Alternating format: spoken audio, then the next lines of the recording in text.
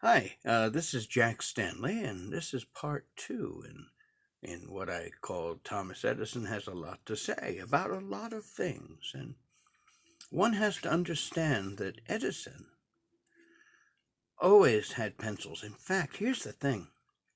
It's kind of fascinating. People used to mention the fact that he would go through the labs and always borrow a pencil and then put it in his pocket.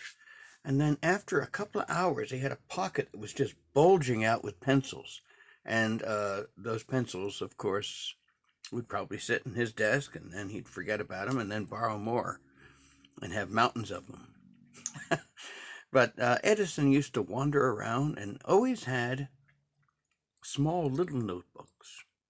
Now, you have to understand that there were big notebooks that were used by Edison and the staff, normal sized books. And then there were these little pocketbooks that he would carry with him with quick ideas to remind him of things to write about later. And those were fascinating to look at because there were some interesting things that went no further than those little pocketbooks. Another thing that was kind of interesting as well is Edison's topical comments. When things would happen, sometimes his comments would react to it. And perhaps one of the more interesting things was after the sinking of the Titanic, which was on April 14th, 15th, 1912. It was around April 18th, somewhere right around there. Edison was listening to a singer. And he said, "No good, bull baritone. They should put him on the front of ocean liners to scare icebergs away." And other things, it was interesting. He had some really raunchy things to say about people at times. Sometimes he would write it. Sometimes he would put the first letter and then dash, dash, dash, just like a proper Victorian. But he had a lot of disparaging things to say about some people, and also some bizarre and comical things. Now, you have to understand that he would make his comments about recordings, and those would be sent to the rest of the company, and then they would sit down and put them on 3x5 cards. Edison's comments, and they would keep a whole file of Edison's comments. Now, some of his comments were a little racy, a little nasty, a little vulgar, and some just downright, uncouth. A few I might mention to you. He listened to a guy sing, and he wrote, "It sounds like the guy that tried to fart Yankee Doodle."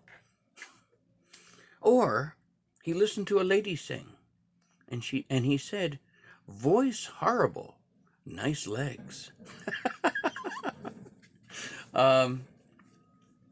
Other times, he would listen to other people sing and he would say, "Sounds like they have dingleberries on their vocal cords." Bizarre, unusual, kind of like raunchy stuff. And he would mention things like this. And listen to another singer and said, "Sounds like he has the St. Vitus dance." And of course, there were times he got really excited and he said, "This man is wonderful. This woman is a fantastic singer. This violinist is great. Get them." A lot of other times he'd listen and say, "That's no name for a singer. Change it to," and he would come up with various names. Some of those nom de plumes on those records are just that, nom de plumes, that Edison kind of came up with. Your name is now whatever it may be. It's kind of a fascinating thing to see how Edison wrote his stuff. Now, Ray Weil, years ago, he gave me a piece of paper, and I am sure many people who have looked at Edison papers and studied his notebooks will be aware of this one. But it was just so bad that no one's ever published it. And I mean no slight against Edison. He was just speaking his mind. He did draw a picture on this page. It was two individuals. And one was a doorway with a huge head trying to get through it. and he was talking about the baritone Tita Ruffo, basically saying he had a big head. But then there was a cantor, and I won't use the cantor's name, in fairness to him, but Edison listened to it and said, "It sounds like not only the forecap was cut, but the balls as well." I mean, this is the kind of stuff, and this went to the office, and all these clerical ladies are writing this stuff down. And he actually, going through paperwork, it's interesting when you go through paperwork, like I went through the massive amount of paperwork that is in the collection of Charley Hummel. And Charley is the sweetest, dearest soul, and he just lets you just go through and you can study.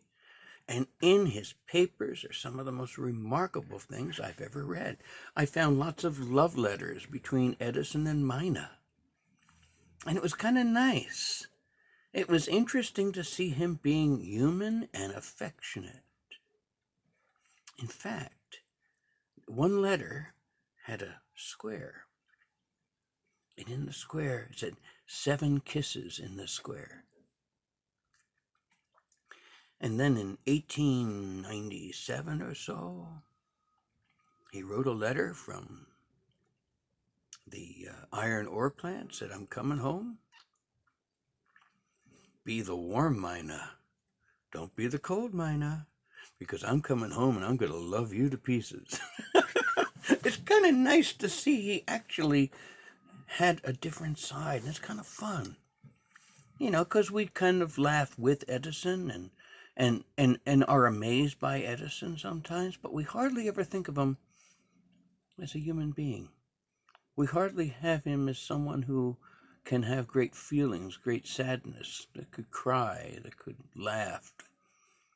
He used to write and said, "When a dog wags its tail, it's smiling at you."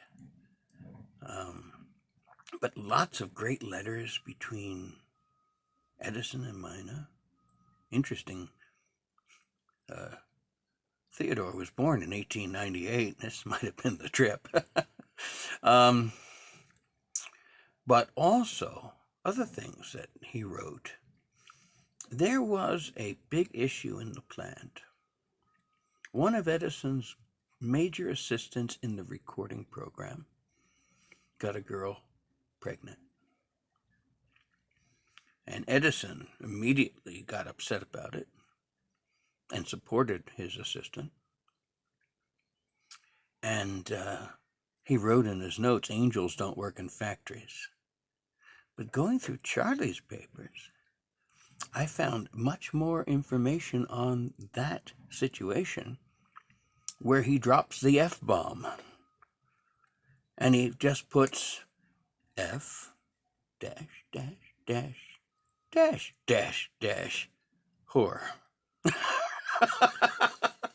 And he's talking about this individual.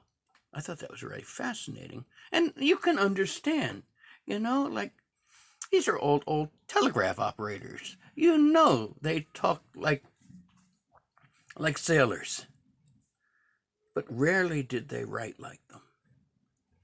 And so going through Charley's paperwork, and there's so much there.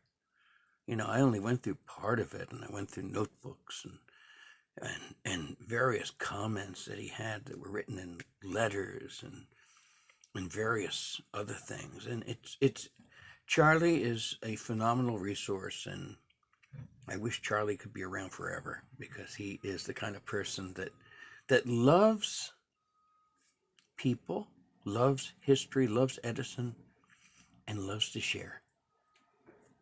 Can't get any better than that.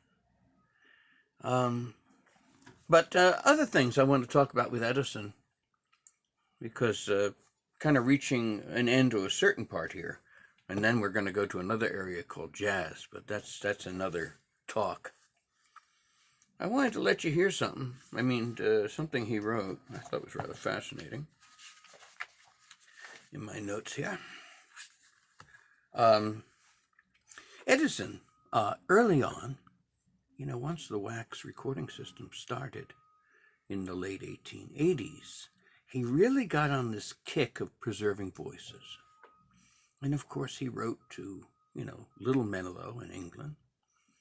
And of course, he said, get me the voice of Gladstone. And of course, P.T. Barnum recorded Gladstone. Lots of people made recordings. And he invited people to the lab every now and then to make recordings. And one was a famous composer, conductor named Dr. Hans von Bulow. And of course, Edison referred to him as Von B. And Edison wrote about this in the Grove Dictionary of Music, I believe, where he discussed the recording session with Von B. And he says, as he wrote, Von B came to the lab when in America, and I recorded his piano playing. My assistant, a good pianist, called Von B's attention to the fact he had struck a wrong note. Impossible, sued Von B. But upon hearing it reproduced, he fainted away. I poured a jug of cold water on him and sent him to East Orange. He's a crank. So Edison didn't have very, very warm views on Mr. Von B. And obviously the feeling was mutual. He never made another recording. Now, I wanted to give you a few more things I found going through some quotes, some stuff that he had to say about various things. He was listening to some Mozart, and as we know, he had some issues with Mozart. And he said, Mozart, there's something wrong with Mozart's melody. Something unnatural. And I cannot make it out yet. And it's also, he goes on about Mozart. It has been calculated that 2/3 of all tunes Mozart writes for the violin lie on the E string. That is why Mozart is so unmelodious. And so he talks about sound and music and Mozart. And he said, the mechanics of the ear have been called hideous stuff. It would be contrary to the structure of man and physical law. Hence, when this Mozart has made it to reform, to change bad music to damn bad music. What was he thinking? I don't know. It's a very difficult thing. It's hard in certain respects. He would respond to something saying a beautiful melody by Mozart, and then Edison would just go to town. Now, one thing that Edison always found very attractive in people was their eyes. He would always look at your eyes. And if you had very bright eyes, he adored you. If you had eyes like a dead fish, he wouldn't hire you. That was a direct quote, actually. If you have eyes like a dead fish, I don't want you. But he wrote here about Schubert. And it says here, Schubert's eyes were so bright as to at once attract attention. This is an absolute indication of ability. The great reflective power of the eye. And then he went on, and I mentioned this before, that Schubert did not get a good musical education, and he struck luck in not getting the damn education. And then he talked about Richard Strauss. And he said, Strauss will not be appreciated in this, the 20th century. But in the next century, God will have remade and improved man's hearing apparatus. Then Strauss will be appreciated. And then we'll talk about Enrico Caruso. The people, as well as the critics, have to be told when a singer has a good voice. And the sob, that SOB, uses it. It's bad stuff. And Caruso uses it, he writes. And then he goes on to John McCormick. Fine voice, marred by a terrible tremolo. I turned him down because I couldn't stand it. Paderewski in 1914. Still a pounder. Paderewski's playing goes beyond the mechanical limits and throws on the strings and all other parts of the mechanism the most horrible discords. George Westinghouse. As soon as I would train a man, he would steal him from me. Oh. And then he goes into Wagner a little bit. Wagner's musical dramas, no form, acquired taste.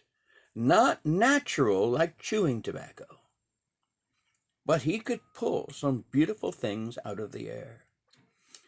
Wagner would have been a great man. His instrumental music is beautiful.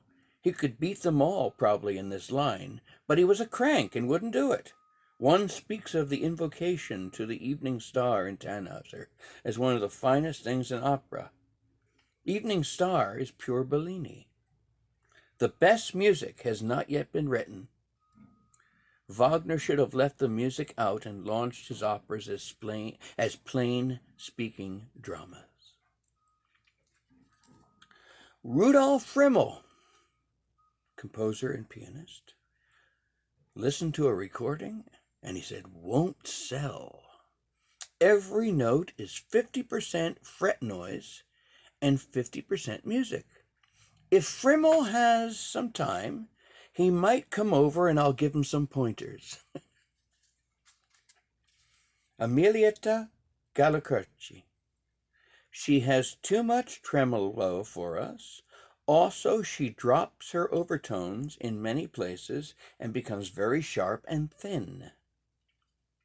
That's an interesting thing. Gallicurci did have some issues with pitch.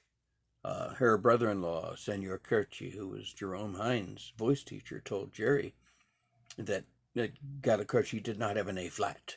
And if she hit A flat, it went everywhere except for A flat.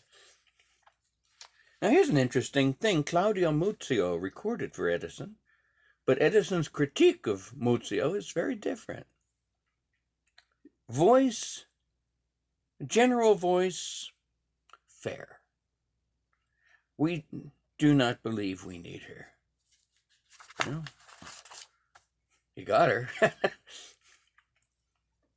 Now here, Verde. Verdi is the greatest of all composers. He has more original inventions, more themes, and that are original than any other composer. In later years, he was driven to discord by Teutonic musical degenerates, howling for discord, which is now called art, the music that will live forever, etc., etc.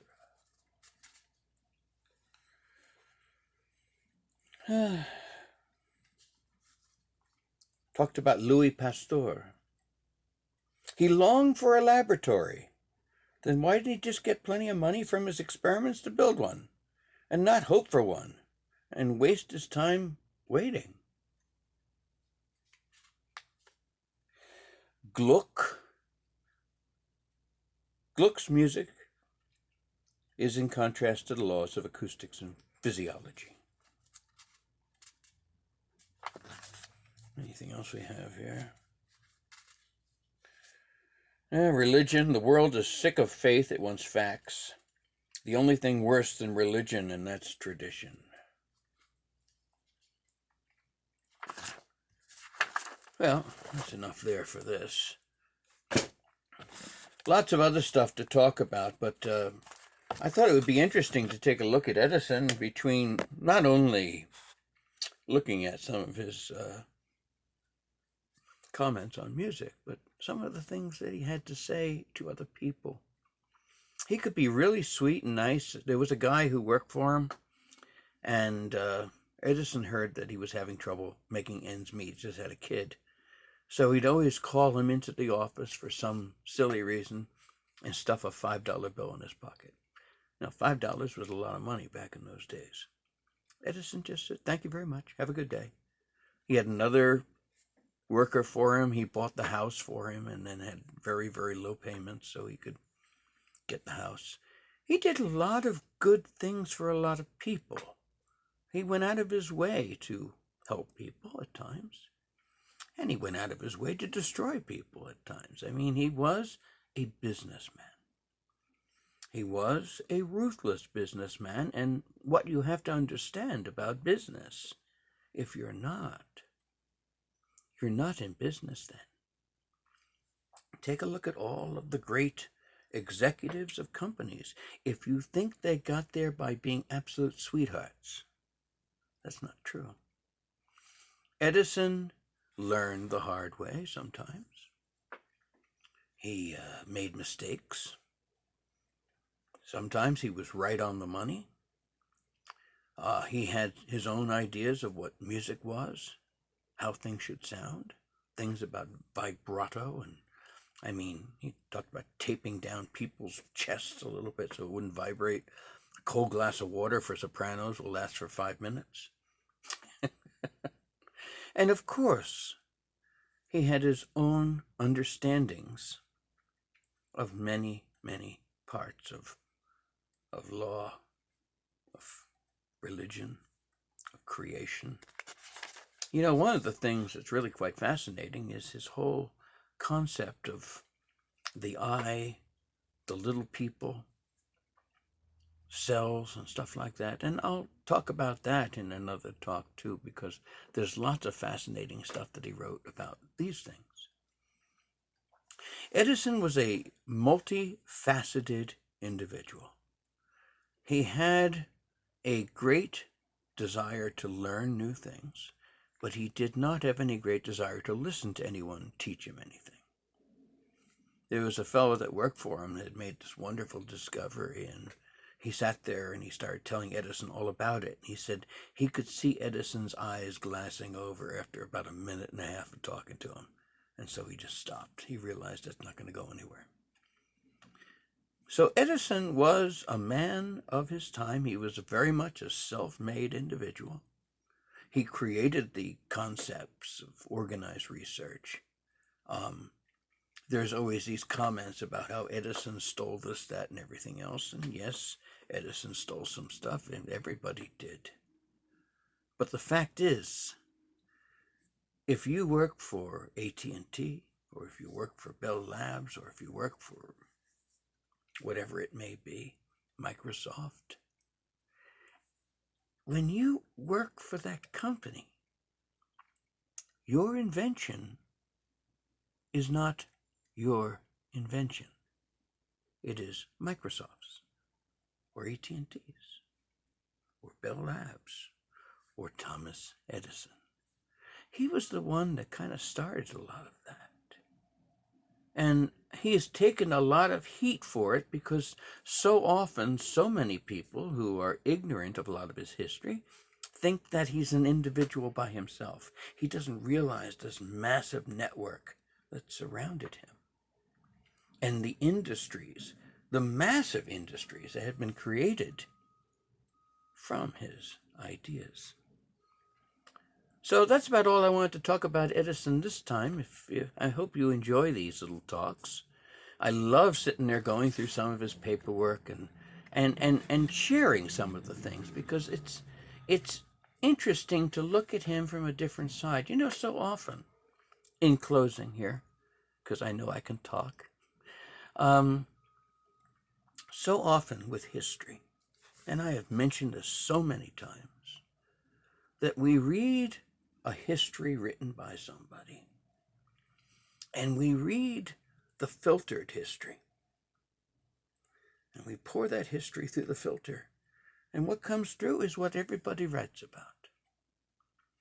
Sometimes it's a lot more fascinating to find those little bits and pieces in the filter and look at that, study that, and you discover a totally different story. And that's what I'm trying to do here. Just share a little bit of Edison.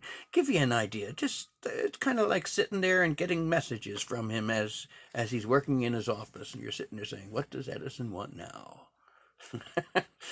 Because these are fascinating. It's a window into who he was. And you can see that he struggles many, many times trying to understand music, trying to understand why it is, how it is, and why he feels it's not good. So, thank you very much. Have a nice day.